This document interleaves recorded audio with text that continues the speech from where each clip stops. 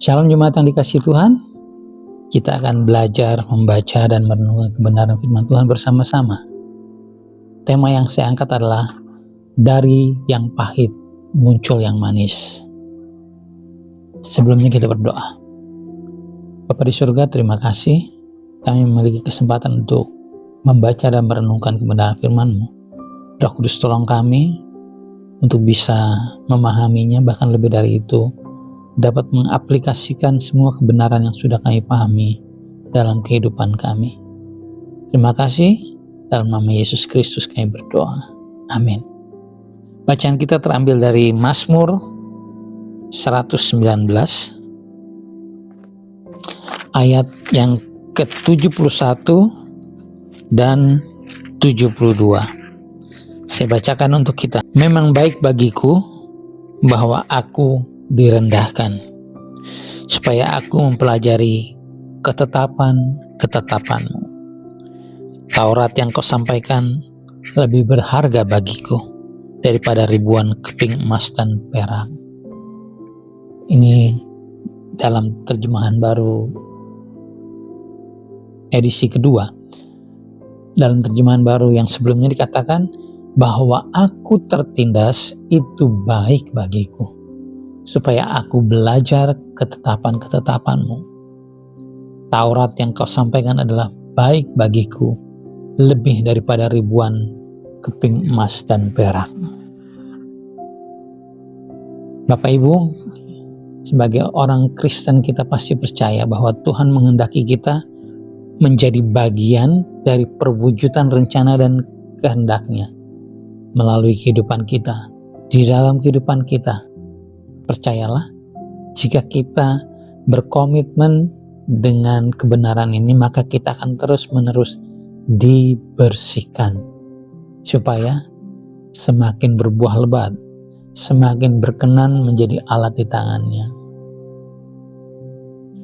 Sejalan dengan hal ini, Roma 8:28 kita sangat kenal dengan bagian firman Tuhan ini, dikatakan bahwa Allah turut bekerja di dalam segala sesuatu untuk mendatangkan kebaikan bagi setiap orang yang mengasihi Dia, yaitu setiap orang yang dipanggil sesuai dengan rencananya. Buat orang yang mempercayai Tuhan dan rencananya, setiap peristiwa punya makna. Tidak ada yang kebetulan, atau tidak ada sebuah ketidaksengajaan pada setiap peristiwa dalam hidup kita. Kesesakan yang kita alami pasti punya tujuan. Maka kita dapat yakini bahwa semakin besar persoalan yang kita alami, akan semakin besar pekerjaan Tuhan yang akan kita alami. Jadi sementara kita hidup di dunia ini, kecenderungan daging kita yang duniawi ini akan dibersihkan. Itu sebabnya kita merasakan berbagai persoalan dalam hidup. Sesungguhnya itulah proses pemurnian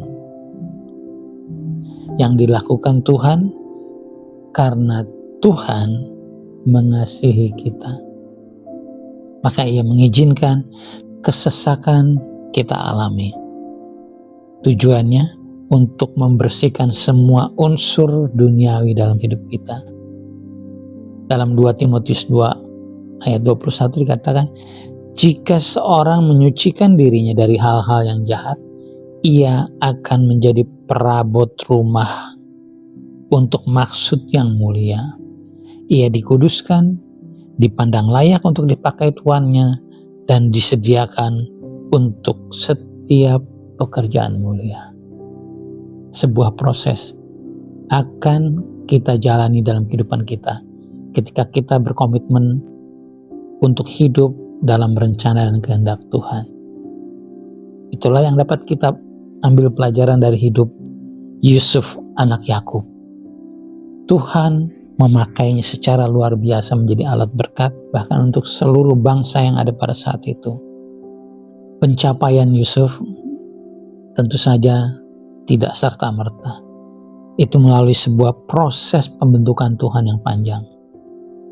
Melaluinya, ketika ia bertahan dalam kebenaran, ketika ia bertahan dalam iman kepada Tuhan, maka Tuhan memakainya menjadi alat yang luar biasa di tangan Tuhan.